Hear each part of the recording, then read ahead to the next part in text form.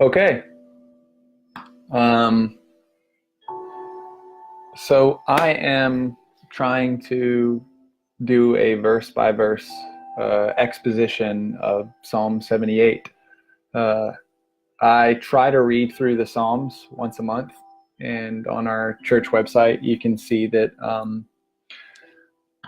today's Psalms are Psalm 18, 48, 78, 108, and 138. And this morning, when I was praying through some of these Psalms, I hit 78, and I was just struck by how powerful the psalm was for determining kind of the hope of Israel in regards to the temple.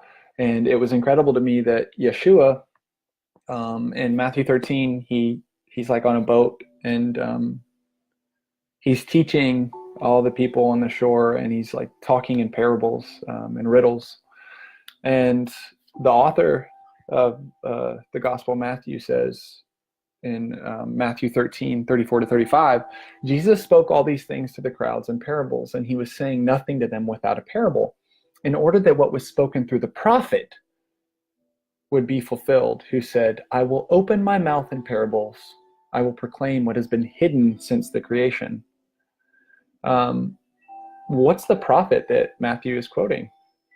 He's actually quoting Psalm 78. The author is Asaph, or at the very least a division of Asaph, so like a priestly division. And I tend to think when I read them that they're often exilic, or post-exilic rather. Not always, but to me they seem post-exilic. And either way, this psalm would have been prayed by generations of post-exilic Jews. So just trying to think through what was in their heart when they were crying out to God, when they were praying it, and then imagining Yeshua preaching in a way that was obscure and not clear and not easy to decipher when he was standing in front of these people. And then the person who's compiling this story for us is saying, go to Psalm 78. And so I just want to do verse by verse exposition of Psalm 78. So verse 1, listen, O my people, to my teaching. Incline your ears to the words of my mouth. Ha'ozina ami torati, hatu oznechem le imre fi. It's this idea, torati, my Torah. He says, listen, O my people, to my Torah, to my instruction. I'm reminded of Isaiah saying that there's going to be one who's raised up and his Torah is going to go to the islands. But the speaker is saying, listen to my Torah, my instruction, and incline your ears to the words of my mouth. Verse 2, I will offer a parable with my mouth. I will pour out riddles from long ago. Now, here's what's interesting. He says a parable and he says riddles, like in here it is chidot, so it's like an obscure saying, and you would think maybe that the author of the psalm is going to go into maybe some kind of parable he's written, or something that's been passed on, or a riddle or a proverb or something like this, but he says these are parables and riddles that we heard, that we've already heard, that we already know. Verse 3, that we have heard and known, and our ancestors have told us, or our fathers have told us. So what parables have they heard? What riddles have they heard and known that their ancestors have told them? He goes on to say, we will not hide them from their children, telling the next generation the praises of Yahweh and his power and his wonders that he has done. It's really interesting. He's going to go on to start describing the covenantal history of Israel. And the actual history of Israel is what he refers to as a riddle from long ago and a parable. The historical happenings of the covenantal history of Israel, he refers to it as a riddle.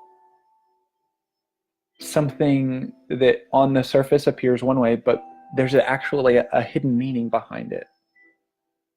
And so now you have Yeshua, this Second Temple Jew, speaking in parables, arranging his listeners around him and saying to them, listen, O my people, to my Torah, to my instruction, incline your ears to the words of my mouth, and I'll offer you up a parable.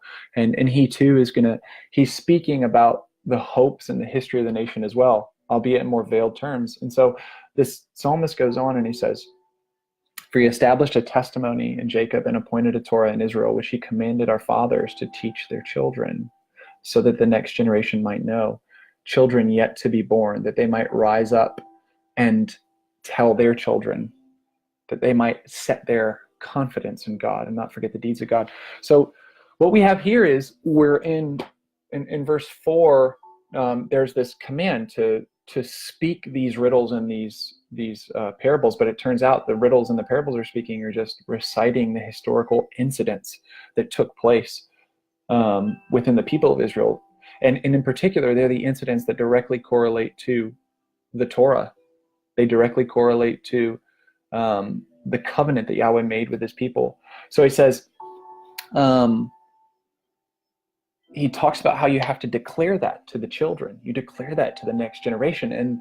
And so that after declaring the praises of Yahweh and his power and his wonders that he did, A, obviously you wouldn't forget, but B, you're going to find so that you don't repeat. So you don't repeat the sins of the fathers.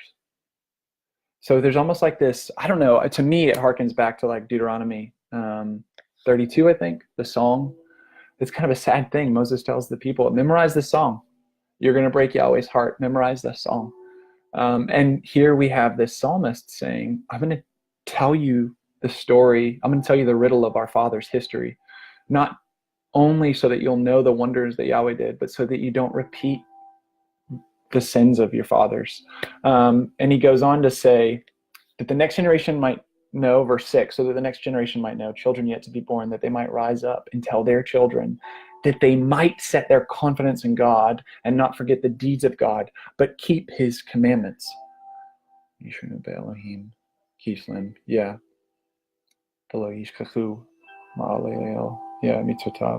So, yeah, that they would set their confidence in God, that they would keep his commandments or guard them, and that they wouldn't be like their fathers, a stubborn and rebellious generation, a generation that did not make ready its heart, whose spirit was not faithful to God.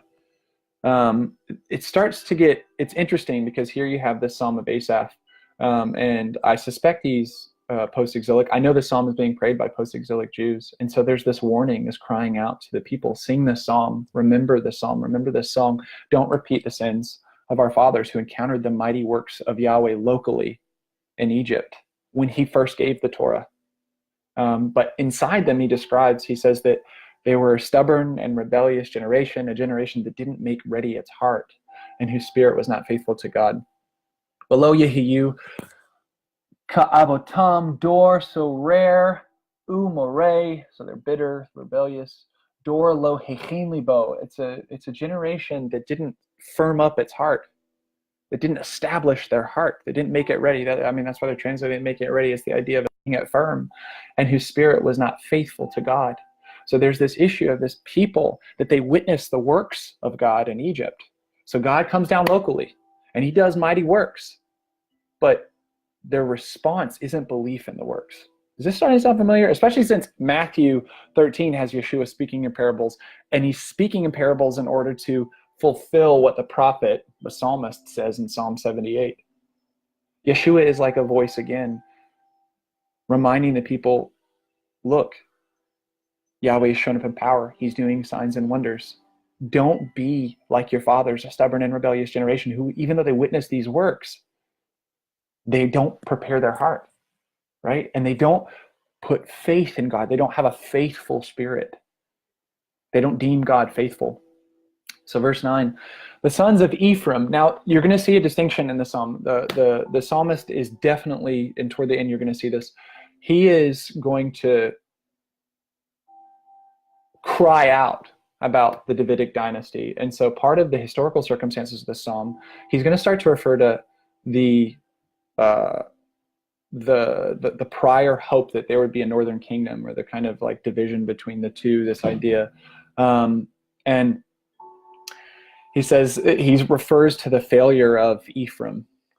The sons of Ephraim, this is in the book of Judges, the sons of Ephraim, armed with archers, turned back on the day of battle. So he's referring to this covenantal failure on their part. They didn't go to battle. They did not keep the covenant of God and refused to go in his Torah. So the Torah literally commanded that they're supposed to help every Israelite tribe is supposed to help the other tribes get their inheritance in the days of trying to claim the land and drive out the original inhabitants. And so you have this reference. The psalmist is referring to these sons of Ephraim who didn't go to battle. They didn't keep the covenant. They didn't join in like they were commanded to take the land. They also forgot his deeds and his wonders that he had shown them. Now, part of the thing here too is it seems like there's a historical echo of this incident in Judges, but it's being expanded by the psalmist to refer to the unfaithfulness of the northern kingdom, which started it was associated with the land of Ephraim and Samaria, and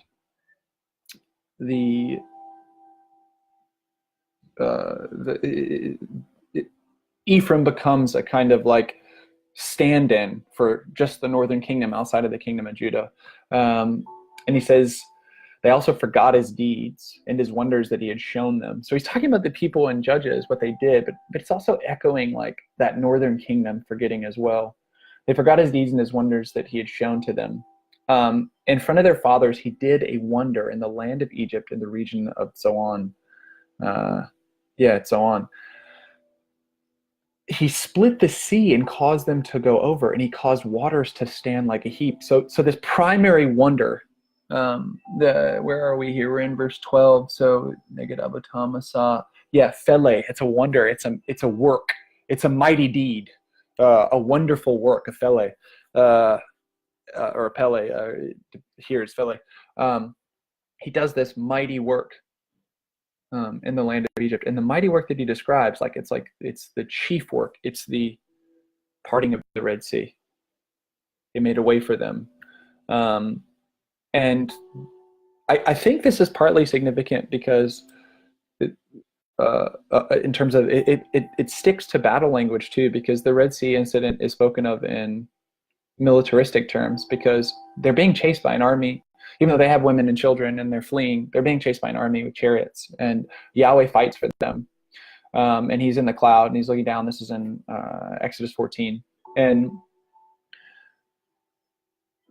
when the sea collapses on them, they sing songs and they sing about Yahweh as a Gibor, as a mighty man, as a warrior.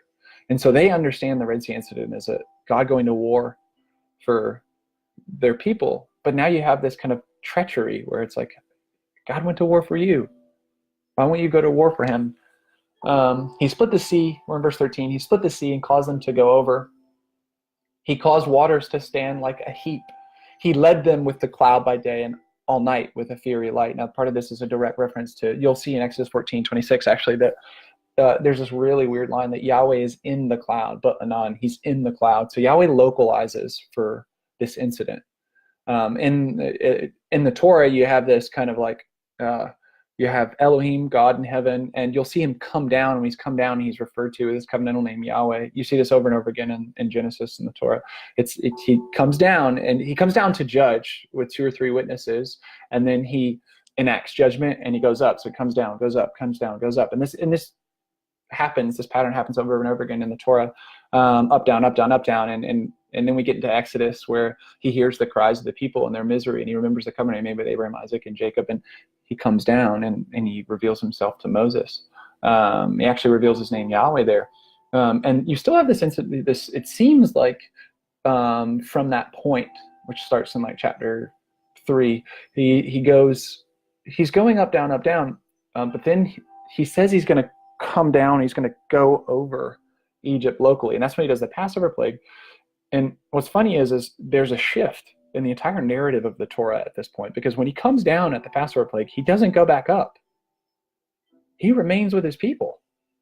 And it's like the saying, he's in the cloud by day and all night with a fiery light. And so they're talking about his mighty wonders in person, what Yahweh did in person. He caused rocks to split in the wilderness and provided drink abundantly as from the depths. And he brought streams out of the rock and cause water to flow down like rivers. But they sinned still further against him by rebelling against the Most High in the desert. So we're talking about this unfaithfulness. So there's this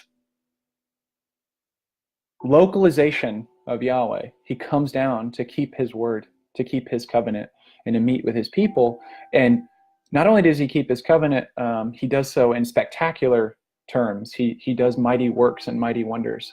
And how is he requited? How is he repaid? He's repaid by rebellion. A lot of times we read the Torah and we think Yahweh seems like a scary person. I like to read and I like to think about, what does Yahweh feel? Like, what does he feel?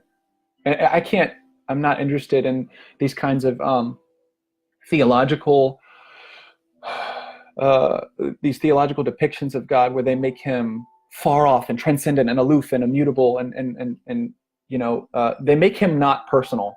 And I would argue that we're an image based on him. We're like a sketch and he's like the real deal. So I would argue God's hyper personal. So I wonder, how does God feel? How does God feel when they sin further against him? Verse 18, and they tested God in their heart by asking food for their craving.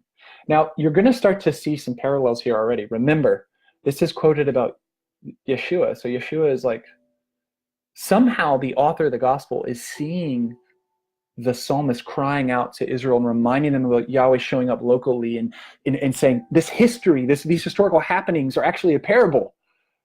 They're an obscure saying. There's something to them that's beyond just a recollection of historical events. There's something lying behind them. And now you have Yeshua, this Jewish man, standing there, and he's telling these parables to these people. And the gospel author is attributing these, again, it's almost like the stage is being set, and the scenario that you saw in Psalm 78 that the psalmist was reminding you to think about is replaying itself again. It's replaying itself again. Yeshua has, there are all kinds of different typological fulfillments that he performs. In other words, like, he is not just fulfilling like, this event needs to be done in this way, baldly, but it is like the generation that's standing before him and interacting with him and his wonders and his works is just like the generation that interacted with Yahweh locally, who did wonders and works in the cloud. And so they rebel, they sin further against him, they rebel against the Most High in the desert, they test God in their heart by asking for food with their craving. You start to get close to the ministry of Yeshua because people want food from him. They want more food from him. He actually does do a miracle, multiple miracles where he provides bread for people. And we do see in John this idea that some of the people were trying to enthrone him by force. Some of the people were trying to get him to make more bread, just a craving. So you have this idea, and it happened in the wilderness as well. So you have Israelites in the wilderness interacting with Yeshua, doing a wonder, giving them bread, and he's interacting with them around their craving. And they spoke against God. They said, is God able to prepare a table in the wilderness? So what do they lack? Is his ability. Is God able? Yeshua's ministry centered a lot on ability. Yeshua's ministry centered a lot on God's ability. And God's ability would be typified by his trait, Rav Emet, full of faithfulness. His ability is his faithfulness. So you have an example would be, he goes up and he reveals himself essentially as the local Yahweh to his innermost three apostles. And then when he comes down, everybody's in a ruckus. And this father tries to bring his son up to be healed. And he says this thing, if you are able, you can heal my son. Because he's already seen the apostles aren't able. And Yeshua doesn't reassure him. He puts the man in a corner to really stretch out and tease out and test his faith. What do you mean if you are able? All things are possible for him who faiths, for him who believes. And so there, again, you're always constantly running into this problem of people who, listening to their craving, what do they question? Instead of questioning the brokenness of their own heart, they question God's ability. Which I guess would be kind of fine if they never met him or never saw his work. But he constantly proves himself. And what they keep enthroning is their craving. And they won't trust him. And they even refer to his other miracles. Yes, he struck the rock, and we're in verse 20. Yes, he struck the rock and water flowed and streams gushed out. But can he also give food or provide meat for his people? Therefore Yahweh heard, and he was very angry, and a fire was kindled against Jacob, and his anger also rose up against Israel, because they did not believe God and did not trust in his salvation. Ki lo ha'eminu be'Elohim velo vatchu b'Yeshuato. This is important. Did you hear that word, b'Yeshuato? It sounds like Yeshua. It's because Yeshua's name is a truncated version of Yehoshua, and which is Yahweh's salvation. But there's like a, you can hear it. The word for salvation in Hebrew is Yeshua, or Teshua, and because they didn't believe in God and they didn't trust or cast themselves on his salvation. This is exactly what Yeshua is facing with people surrounding him. Guys, I don't know of a bigger way to fail. And then interestingly too, this is also the time where he challenges them the hardest, and he says, yeah, God will provide meat. God will provide bread. I'm the bread. And everyone abandons him in the wilderness. This is after he's done the miracle of feeding, and they come to him. They look for more bread. They look for more meat. And he says, yeah, I've got bread for you. I've got meat for you. It's my flesh. And they leave. This is a hard teaching. Who can understand this, right? He's speaking in parables. He's speaking in riddles. He even asks if his disciples, his apostles, will leave him, because they didn't believe God. They didn't trust in his salvation. And there was their salvation standing in front of them. Like, this is the same thing that Israel faced. Yahweh is in front of them in the cloud by day and the fire by night. He is their salvation. He's their salvation. Nevertheless, he commanded the skies above and opened the doors of heaven. Nevertheless, I love that. Nevertheless, even with all this, nevertheless, he does this. Nevertheless, he commanded the skies above and opened the doors of heaven and rained down on them manna to eat. And that's funny too, I'm reminded here, is God able to prepare a table in the wilderness? Who asked that question? Actually, his own apostles asked that question. And that's pretty significant, because there's 12 of them, and they are definitely representative of Yahweh, the local Yahweh surrounding himself with the 12 tribes. And so that's why Yeshua is called the 12. He's creating a kind of a living prophecy, a living symbol, a living parable. You'll see Jesus do this a lot. Yeshua constantly, and Ezekiel does this, by the way. Isaiah does this. This is a common move by a Hebrew prophet. And that's the one title that Yeshua, the one divinely given title that Yeshua just receives publicly and speaks about openly. He does say he is a prophet. He'll say things like, a prophet's not welcome in his own hometown. So Yeshua receives the title prophet publicly. He won't publicly receive the title Mashiach or Messiah or Son of Man or these other things. Very, very confusing. But prophet he receives openly.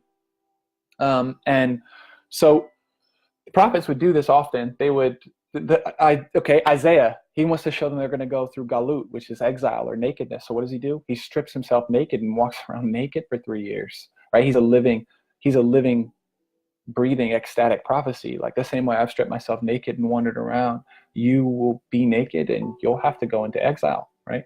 Ezekiel does this all the time. He does crazy stuff, cuts his hair off and chases it with a sword. But Yeshua, appointing 12 and surrounding himself with them, that represents Israel. And so, yes, you actually have the 12 saying, is there enough food? I mean, if we had all the wages that we could muster, how are we going to go and make food? How are we going to prepare a table in the wilderness, right? And so part of, they did not believe God. They did not trust in his salvation. It should not be, this shouldn't be placed on just some kind of small group of people like the Pharisees who are bad guys. That's ridiculous.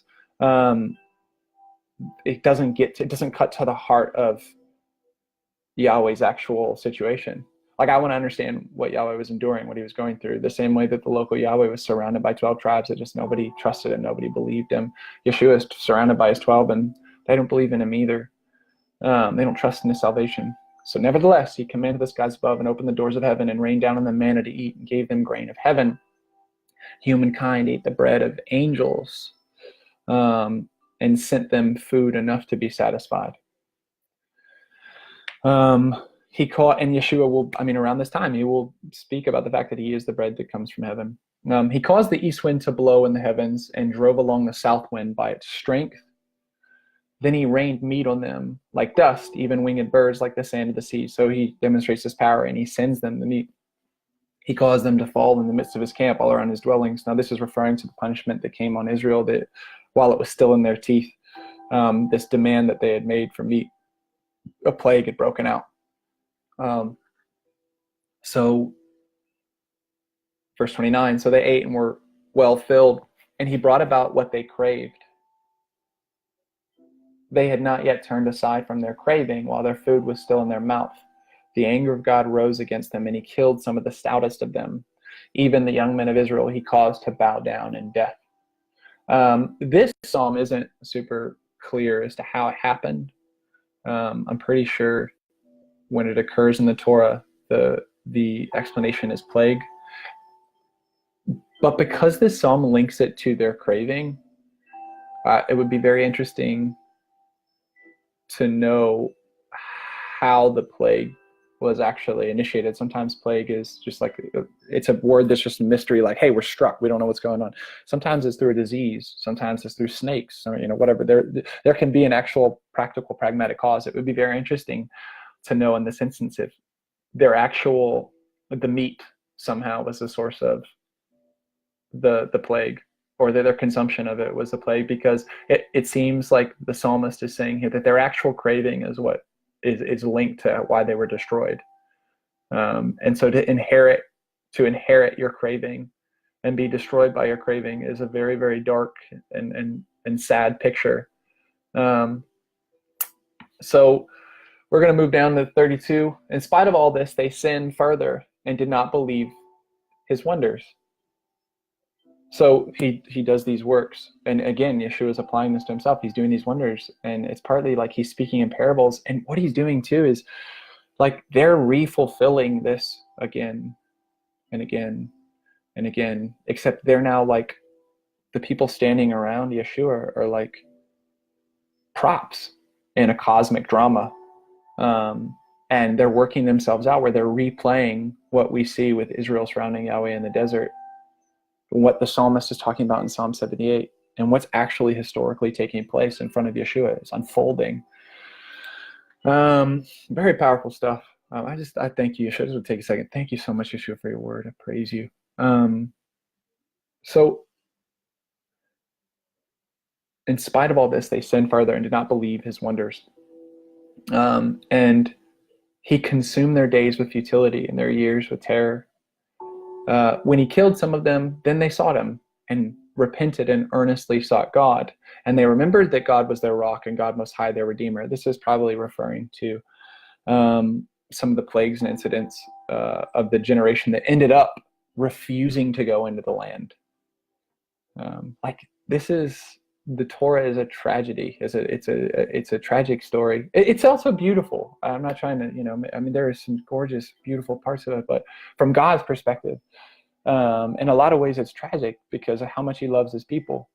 And so you can, honestly, you could literally say that, the loss of proximity to Yahweh in the Holy of Holies that you see in Genesis 1-3, that gets lost, and humanity goes into galut or exile, and you have Yahweh, God, trying to recover this picture of tabernacle and nearness and bringing them into the innermost space, into his bedroom, into his house, and you have him repositioning people through covenant, down to Abraham, Isaac, Jacob. He tells Jacob to build a house. He's getting everything set up. It's all about getting this house, recovering him living with the people locally and being known the same way he walked around in the garden.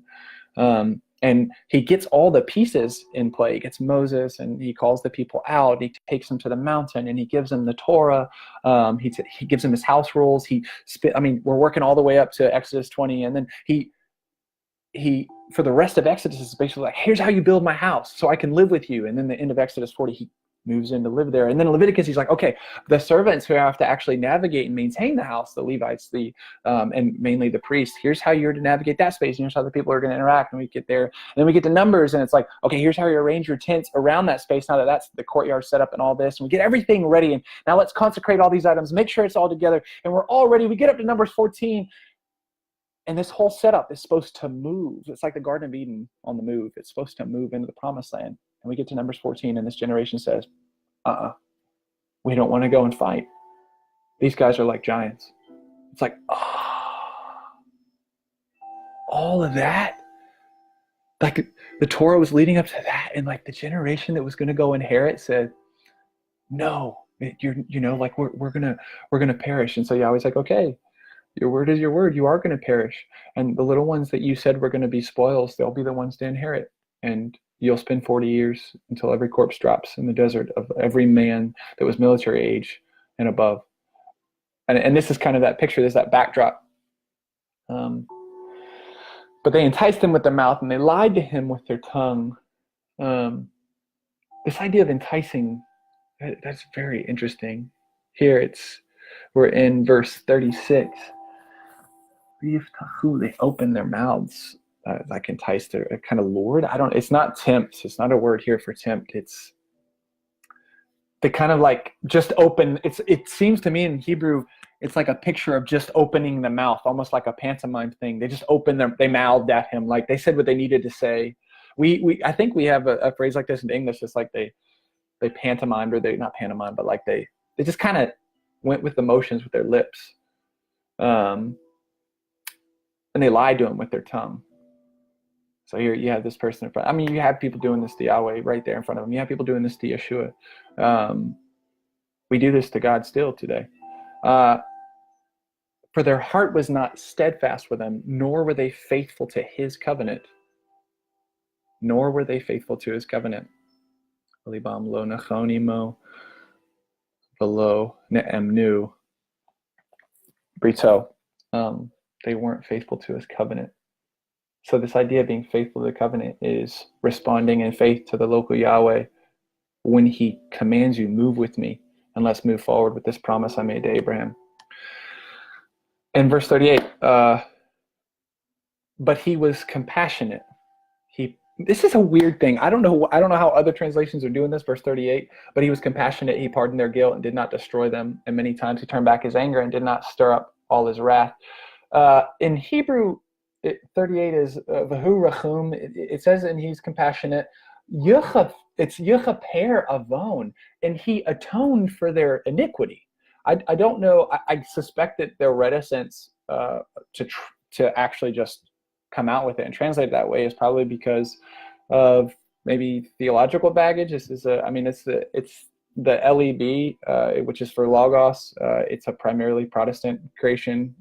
They're pretty good about, not taking sides, but I suspect maybe some kind of like satisfaction theory, PSA approach to the atonement is what motivates them to translate it, pardon their guilt. I don't know. But he atoned for their iniquity is actually what it says, and it's because of his compassion. So it's actually Yahweh's compassion that moves him to make atonement. It's Yahweh's compassion that moves him to just cover over our ugly with the beauty of the life that he provides within covenant. And sometimes that looks like the blood of a lamb without blemish. Sometimes that looks like the prayer of Moses. Sometimes that looks like the incense of Aaron. Sometimes that looks like the zeal of Pinchas Phaneas.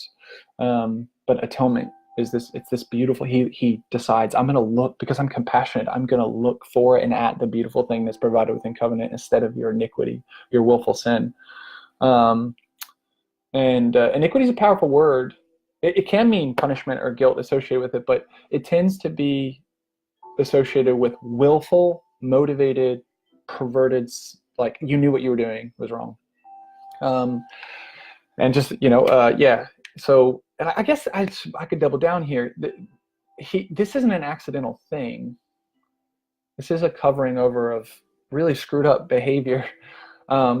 So if you want to know the difference, there are three kind of loose categories. There's chata'ah, chata'ah is sin, pesha, like a transgression, and avon, which is iniquity. And Yahweh forgives all of them for his people. And so, the difference, sin, transgression, iniquity. The difference would be like, I'm backing out of my driveway and I accidentally back over my neighbor and I kill them. That is a sin. It's terrible. There was harm done, but I didn't do it on purpose. It's an accident. I mean, it was a sin. Pesha, peshaim, or pesha, like a transgression. It tends to be associated more with like what we would call maybe like second degree. So that'd be like me driving home from work, had a really good day at work, and as I'm coming in the driveway, I see my big male neighbor screaming at my wife, and he slaps her face into the ground. And in a fit of rage, I drive over him with my car and kill him. I had a good day. I wasn't intending to kill my neighbor, but it was wrong. And there was actual choice involved. So it's worse than that accidental sin, but it's kind of like it's a passionate kind of thing. It wasn't thought out. And then iniquity would be like, I watch my neighbor for 30 days and plan their schedule perfectly, and I sneak up behind them with my car, zip tie them, throw them in the trunk, and kill them. There's no way to do that accidentally. Okay, that's iniquity. That's the word that's here. But he was compassionate, and he pardoned their iniquity. He atoned for their iniquity, and he didn't destroy them. Many times he turned back his anger and did not stir up all his wrath, for he remembered that they were flesh, a passing wind that does not return. He knows their weak frame. He knows our weak frame. And how often they rebelled against him in the wilderness and vexed him in the wasteland. It's just a time of rebellion, a time of brokenness. And verse 40, yeah, Ya'atzivuhu b'yishmon, this idea of vexing him in the wasteland. Vex is a weird word because it's kind of like trivial in English to say they vexed him. They really hurt him. They hurt him. This word is similar to where like he wanted righteousness in Genesis 6, but all he saw was iniquity, and it hurt his heart that he had made man. This is a similar word when Eve, you're going to desire your husband, but he'll rule over you. This will be your pain, like not just the birth of children, but like the act of trying to raise them, trying to want your husband, and he'll be a master over you. This is a deep pain. This is the word that's behind when Jacob finds out his daughter Dinah was raped, and his brothers or his sons come in from the field, and he tells his sons that their sister Dinah was raped by Shechem, and they're this just like, what? It's this expectation for good, and instead you get this hideous injustice. That's what they made God feel like. That's what people can make God feel that way.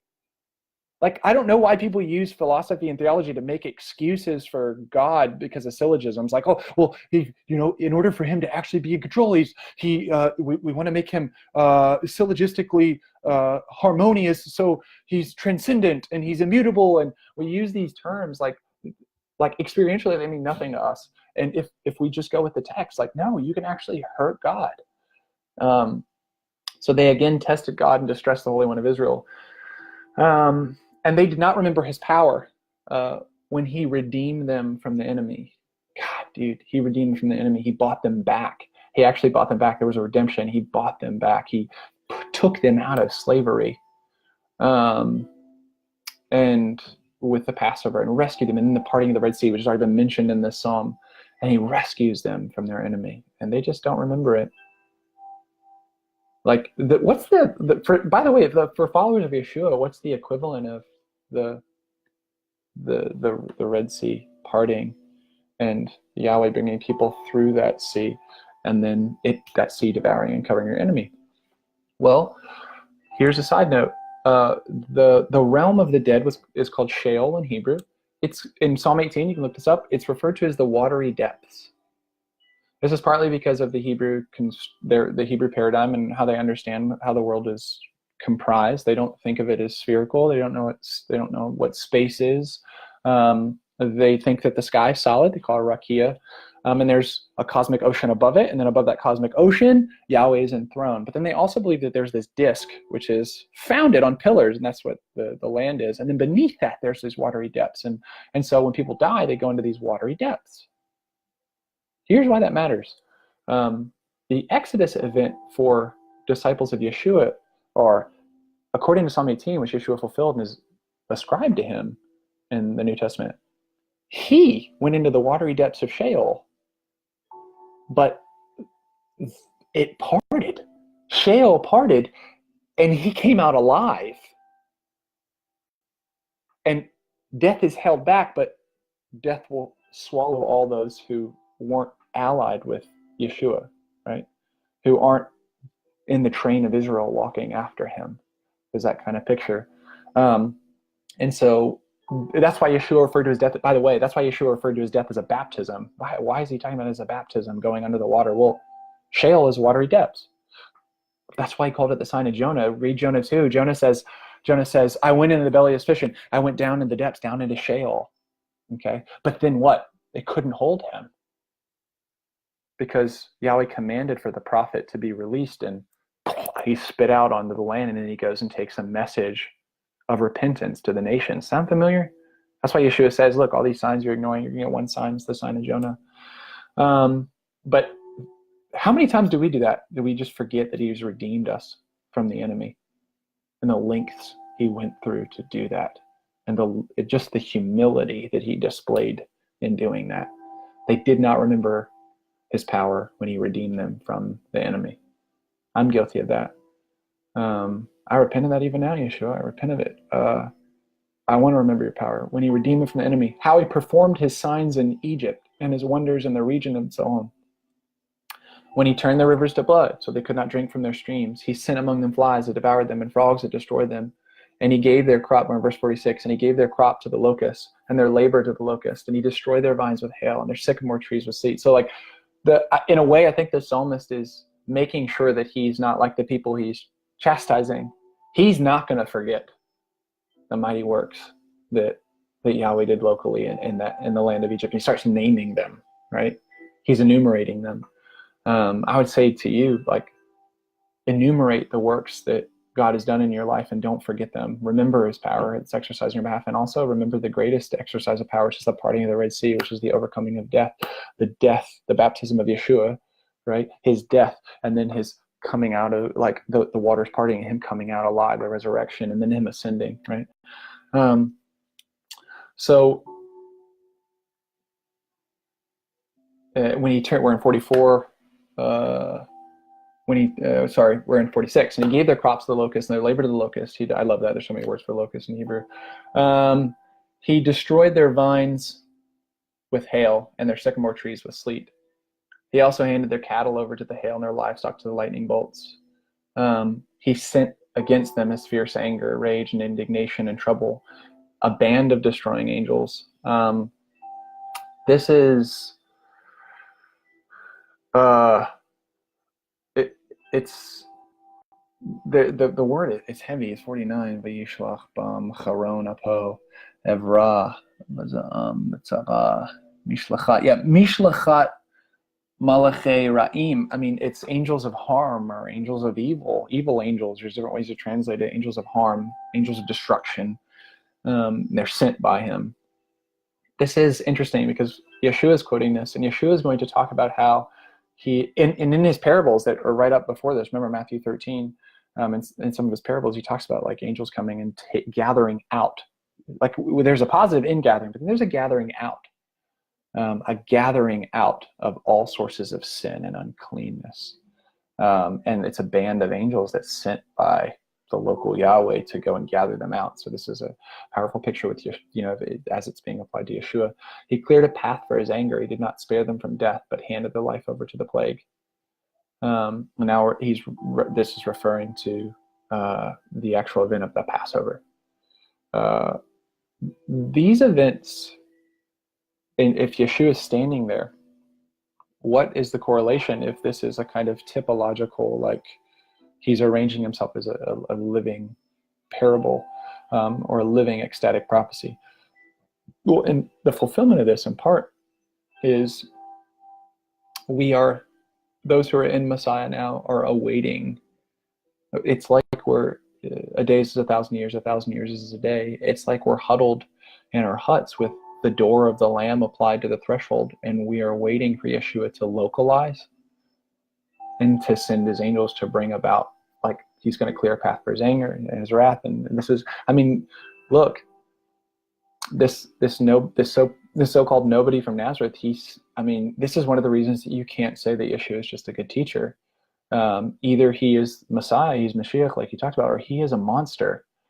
He applied these things to himself and spoke about these things openly and in terms that were very intelligible to his audience. And he described that as the Son of Man, he was going to clear a path for his anger, and he was going to cast out all sources of uncleanness. And here we have it again. This is a picture of what Yahweh did to destroy the work of those who were enslaving his people, to rescue his people. And he hands them over to the plague. And the reason they die is they don't apply the blood. He struck down all the firstborn in Egypt, the first of their virility in the tents of Ham. That's part of the reason I like to tell people that, because we're in this place of waiting, like the Passover, this kind of larger, more ecstatic Passover, this epoch of Passover Eve, Erev Pesach is, I like to say Jesus came to save people from Jesus. So heavy.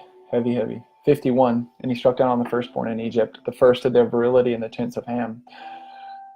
Then he led out his people like sheep and guided them like a herd in the wilderness. Now see, there's also this way in which, like, there's this period of, after this rescue, after this securing of life and this taking out of slavery, this in-between stage of before they get into the promised land, the psalmist is reminding them that Yahweh shepherded his people locally.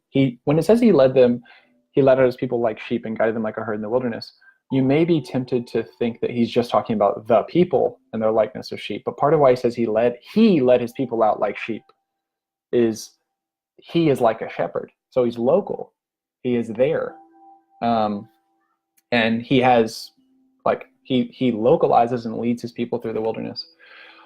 He led them safely and they were not afraid, but the sea covered their enemies. And that's honestly the only way to escape the Sheol, which is death, the watery depths that Yeshua alone escaped through the sign of Jonah, right? The resurrection. He is the only one that can lead us safely so that Sheol doesn't cover us. Those who reject Messiah, those who reject this Savior, their end is actually the sea just covers them. He doesn't have to go and give them a death of 1,000 paper cuts or go and smash their heads.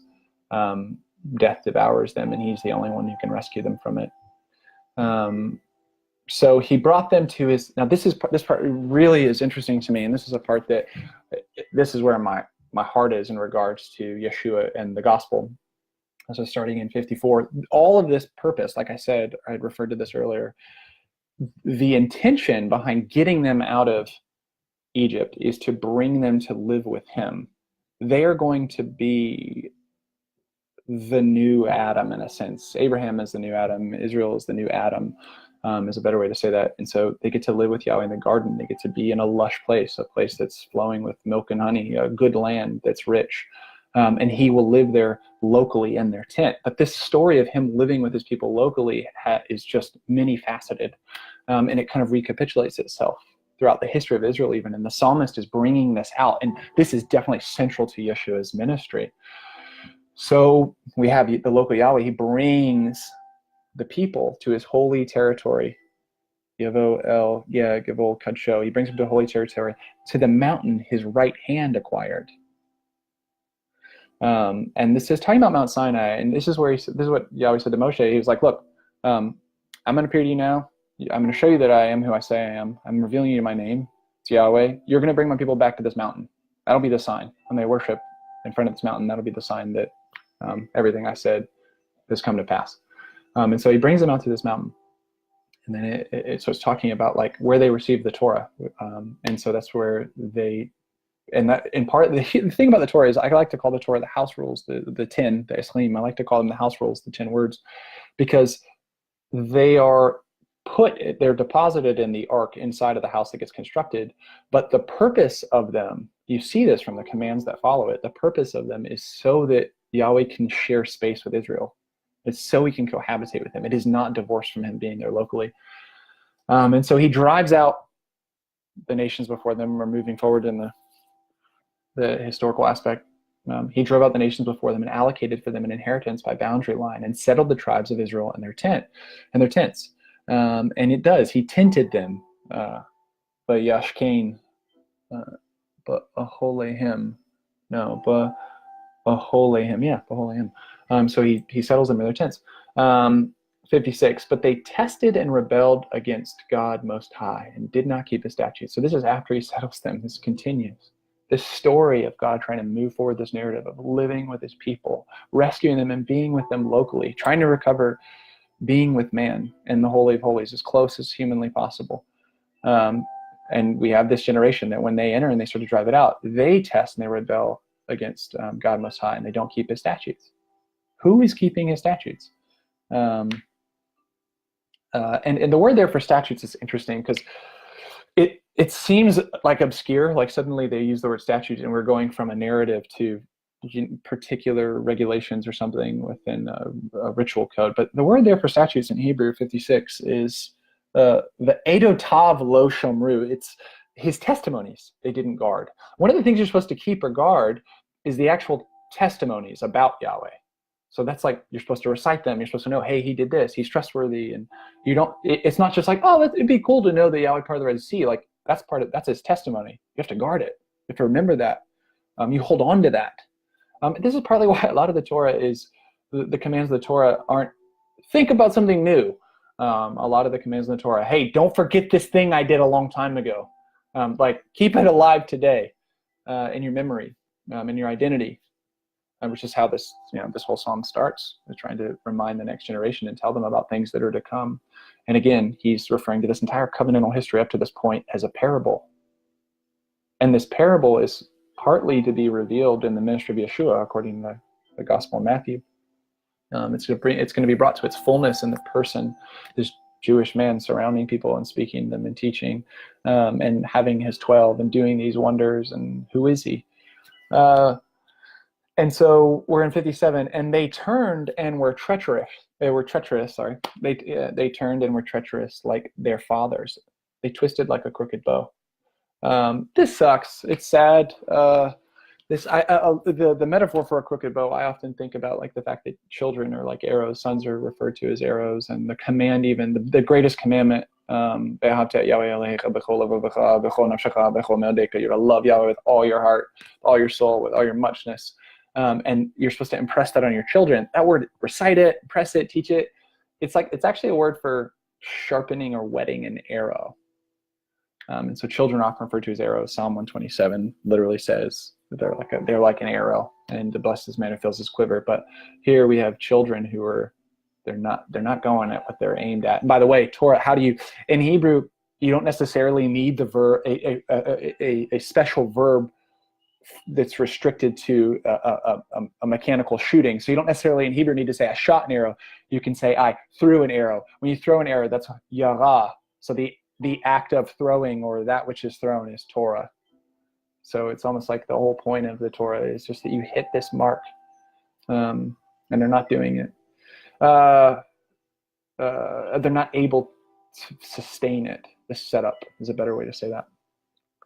For they provoked him to anger with their high place. Yeah, exactly. This is about sacred space. So it is they're not able to maintain this setup. For they provoked him to anger with their high places and made him jealous with their images. God heard, and he was very angry and rejected Israel utterly.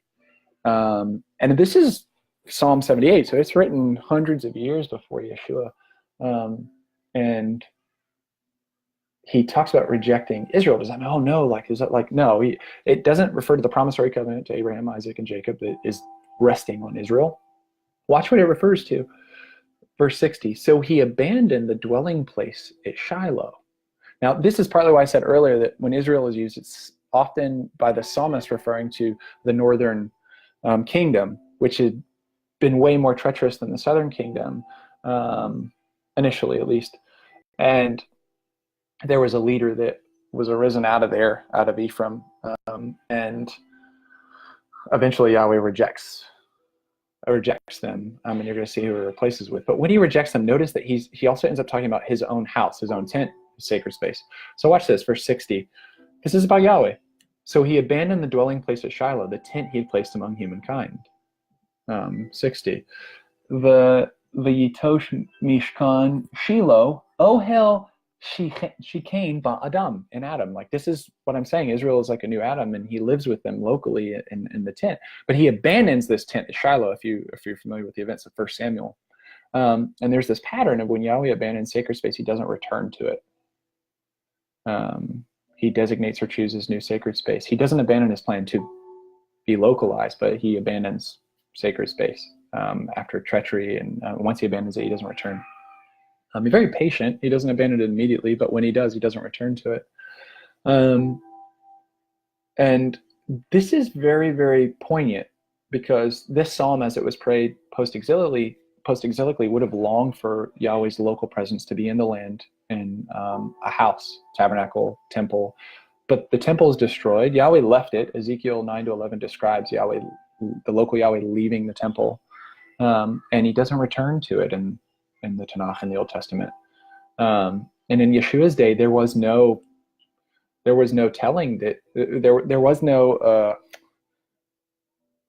a widespread belief that Yahweh was actually in that temple, because Herod built that, and there would be problems with believing that he was inside of it. And so there was this is why there was so much messianic fervor around the time of Yeshua. It was largely like, when are the events of Isaiah 52 going to happen? When is Yahweh going to return to Zion? When is he going to fill the house again? Like, that's what we want. We want him to return to his house. And so this is very telling for Yeshua to be orchestrating his ministry this way, and for the gospel author to say, hey, here's how you're to understand Yeshua with this psalm. So he abandoned the dwelling place of Shiloh, the tent he had placed among humankind, and he gave his strength into captivity and his splendor into the hand of the enemy. This is really starting to be interesting in how it relates to Yeshua. So the Jews in Yeshua's day would hear this, and they know he abandoned Shiloh, but they would have also known that he abandoned the temple that Solomon built, the son of David, and they were longing for him to return to that. And this idea of he gave his strength into captivity, this is partly that he literally, like, his strength is the ark. So the ark is literally given to Philistia, the Philistines, and they take it. And it's referred to as his strength, his seat, and his splendor or his glory into the hands of the enemy. This ark is where you find the local presence of Yahweh, and it's handed over, and the tent gets abandoned. And then there's this question of, well, where does that being? Well, the ark, the actual, like, spiritual ecstatic ark in Ezekiel, leaves from David's temple. But you do see this again in the ministry of Yeshua. Yeshua positions himself in such a way that he plays on the words of the promise to the son of David, right? Like, David is promised by Yahweh. Well, first of all, David builds himself a house of cedar, and he's like, why am I in this house of cedar? And Yahweh's in his tent. I'm going to build Yahweh a house. And Yahweh kind of sends a word through Nathan. He says, you're going to build me a house, David? No, I'm going to build you a house. Now, we know it's not a physical house, because he's already in a house of cedar. He's already in a house of cedar. In Hebrew, bait for a house or bayit can be a family or a house, like a house or a household. It's through metonymy, like the actual physical structure or the people that live in it, like the house of Saul, house of David. Yahweh says, I'll build you a house. Yeah, you're going to have a son. He's going to come from your loins. But we're going to share it. He's going to call me Father, and I'm going to call him Son. Yeshua, and he'll build a house for my name. Yeshua seems to orient himself around this promise in a very weird way, and he makes it like he is the house. He's like the tabernacling presence of Yahweh, the Shekhinah, in the house of David, which is the family of David. And so the physical, like, he is the house of David. So he's a living, breathing, walking temple in fulfillment of that promise. And he is the strength of Israel. But because of their treachery and their rebellion, he's handed over into captivity, right? The splendor and glory is given into the hand of the enemy. And so this happens when he is betrayed and handed over. And he ends up, like, he knows that what is going to happen to him is he's like a stand-in representative of Israel. And so they're handing him over. And remember, when he carries his cross to the streets, these women are weeping for him. He says, don't worry about me. Like, if they do this when it's green, what are they going to do when it's dried out? It's the idea that he knows he represents Israel, and he is the first fruits. They'll do this to him, and exile is going to come for them too. This idea of captivity and it being terrible and being handed over in the hands of the enemy. And which is one of his chief. I mean, that's one of Yeshua's chief prophecies. Is he's a very weird Second Temple Jew, because while there's all kinds of division, there's no Judaism in the Second Temple period. There's just Judaisms. While there's a lot of disagreement among Pharisees and Sadducees and Essenes and the populace, and all kinds of expressions in between, most of them tend to believe that physical temple was squarely at the center of Yahweh's plans. And here's this guy Yeshua being like, nope, that thing's going to be destroyed and torn down. The real temple, though, was given over into captivity, right? Imprisoned and beaten and handed over. And the actual splendor of Yahweh, the ark, was handed over into the hand of the enemy. It was Yeshua. He also handed his people over to the sword, and he was very angry with his inheritance, right? This is a picture that's going to come to pass. And Yeshua is warning the people of this. He constantly warns them about exile. He does all kinds of various physical warnings about this, like when he fulfills Zechariah by binding, I think it's Zechariah 9, he binds up the cord and he goes back and forth like a guard, and he whips people so that they can't actually go back and forth in the temple. That's a fulfillment of the prophecy. That is a literal typological kind of living parable, similar to what Ezekiel would do, what Isaiah would do. And he's doing that to show them this is going to happen in this temple. The way I stood guard and you couldn't go back and forth, this temple, this is going to be overrun. And so he also handed his people over a sword. He was very angry with his inheritance. 63, fire devoured his young men, and his young women were not praised. This is a picture of the exile. Horrendous picture, a hideous picture. So you have these two parts. It's this idea that Yahweh's actual ark is handed over, and then after that, Yahweh's people are handed over. And that. Unfortunately, that's what ends up happening historically around Yeshua. They hand over Messiah, the ark of God, the throne of God, the temple of God, and they tear him down. He's torn down. The same with the temple's torn down. And then the people are torn down as well. And exile takes place, a hideous exile, worse than the exile that happened under Babylon.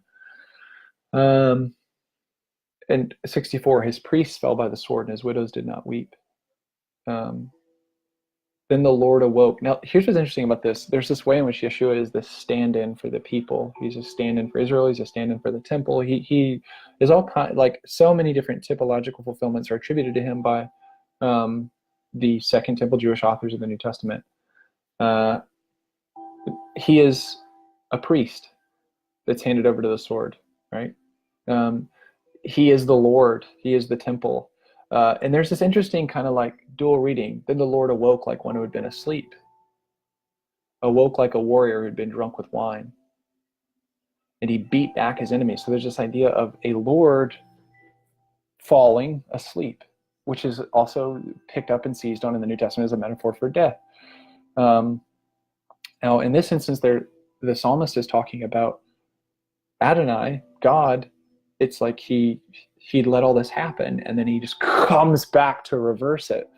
But there are these, again, multiple layers of fulfillment by Yeshua, that as one who rises up and wakes up, he raises up. And when he raises up, it's like a warrior, right? He beats back his enemies. He gave them over to perpetual scorn. And I mean, he beats back his enemies and hands them over to perpetual scorn, this is very much like the very parables Yeshua is saying. A lot of these things, by the way, that we've gone through, there are elements in the psalm, in his parables. And this idea of beating back his enemies and giving them over to perpetual scorn. In verse 66, Vayach sarav achor cherpat olam. Cherpat olam natan lamo. Cherpat olam is like everlasting shame. He hands them over to everlasting shame, which is a picture of what the Son of Man is going to do. And he is one who is like a warrior, one who is raised up. Now, we end up with this idea. He rejected the tent of Joseph, and he did not choose the tribe of Ephraim, but chose the tribe of Judah, Mount Zion that he loved. Again, you have this picture of like Yahweh has rejected this other tribe as a leader, a rod, a ruler, a king, and he chooses Judah. But he doesn't just choose Judah, and Judah here isn't just a stand-in for a people, and it's not only David. it's actually Mount Zion too. See, Yeshua is Mount Zion. Typologically, he is a typological Mount Zion, this mountain. Choose the tribe of Judah, Mount Zion that he loved. And there is this idea that Mount Zion, there are two Mount Zions when Yeshua is walking around. And this is picked up, this is seized on, again, by Second Temple Jewish authors. And you have this in Galatians where Paul is like, look, our mother is the Zion that's above. Hebrews 12 talks about a heavenly Zion, an ecstatic Zion, which again taps into this picture that all along when they were making this temple and this house, Moses was warned, don't deviate from the pattern that you're shown, because this pattern is overarching, because there is a kind of metaphysical structure in the heavens that's a temple, and that this pattern arches over, and you're to stick to this pattern in this physical reproduction in the tabernacle and then in the temple. And so there is this idea in the Torah that the earthly tabernacle is itself based on this heavenly reality.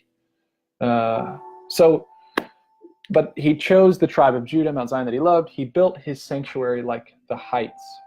He built his sanctuary like the heights, like the earth that he established forever. This idea of building it up, or being built, part of when Yeshua says he'll build a house, when the New Testament authors say that he fulfilled this idea of he'll raise the house, he'll build it, which really pisses off his listeners. Just like, it took 46 years to build this, you're going to do it in 3 days. It's referring to the resurrection, because he is actually the house of David, right? Like, because the sanctuary is the house of David, and you're going to see that David is directly associated with Zion. You see that already with Judah, but David is associated with this promise, and so this new sanctuary that will be like the heights, this new Zion, and like the earth that's established forever, this is Yeshua, the resurrected one. He's the temple, he's the resurrected body, which is why we get this weird language of he's the second Adam. How many Adams do you need? According to the Torah, we just need one. So only one person is actually going to inherit the promise, the promise of Abraham. And so the solution is you better get inside that person, which is why we get a lot of this language that Messiah is this complex unity where he is the head, and all those who join themselves to him become a part of his body. He is the temple, and that's how we get incorporated into the temple. So he built a sanctuary like the heights, like the earth that he established forever, and he chose David, his servant, and took him from the sheepfolds, and brought him from following nursing ewes to shepherd Jacob his people and Israel his inheritance. So all the while, there's this people that's just really recalcitrant and unrepentant and difficult, and they're hard to shepherd. And Yahweh doesn't give up on the prospect of shepherding them. He doesn't give up with the hope of living with them locally. He just rolls with the punches, rolls with what they do, and he's committed to this promise. And at times where they're so tenuous and so fragile, he doesn't give up on Israel. And there's a continuation of this long suffering, this erech apim, the slowness to anger. He's just so committed. He won't stop. And here we have this Yeshua of Nazareth preaching, and in Matthew 13:34-35, he's positioning himself to be like, I am the fulfillment of this slowness to anger in this project that God the Father, God in heaven, the one who brought about Abraham and called him out of the land, he's not giving up this project. The God and creator of the cosmos is not giving up the project to live locally with the people in the house and to shepherd them. And we get verse 72, and he shepherded them according to the integrity of his heart and led them by the skillfulness of his hands. And this is a depiction of David by the psalmist, probably Asaph, and you have it being applied by the author of the Gospel of Matthew to Yeshua, to his parable ministry, his teaching ministry, in all that he's doing too, like his earthly ministry. It's wild that here we have in this ancient psalm that would have been sung in the temple and would have been sung by imagine being like a young Jewish boy and singing these psalms when you would go up 3 times a year if you were in the land, and imagine the hope for Yahweh to return to his house. Imagine the hope for Yahweh to reinstate David as king, and the hope for Yahweh to show up locally and fill that house again, like Isaiah 52 talks about, like Zechariah talks about, this hope for the fire and the cloud to return. And here is this guy who's plain. He's got nothing in his appearance to like attract you to him, but he's doing these wonders, and he's surrounding himself like he's tricky, and he's speaking in parables, but he's saying things like, if you have the eyes to see and you have the ears to hear, you'll understand this arrangement, right? The same way that it's the priest's job to properly arrange the tabernacle and everything that's in it, and to arrange the temple. It's about appropriate arrangement. Here is Yeshua, who is arranging Israel around himself and doing these wonders. And if people understand each component, each part, they'll understand what the arrangement is pointing to.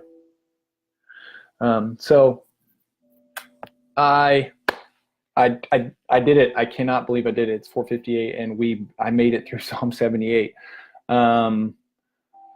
Bless you guys. That was a lot, and God, there was so much more I wish I could have covered. There's so much I wish I could have gone deeper.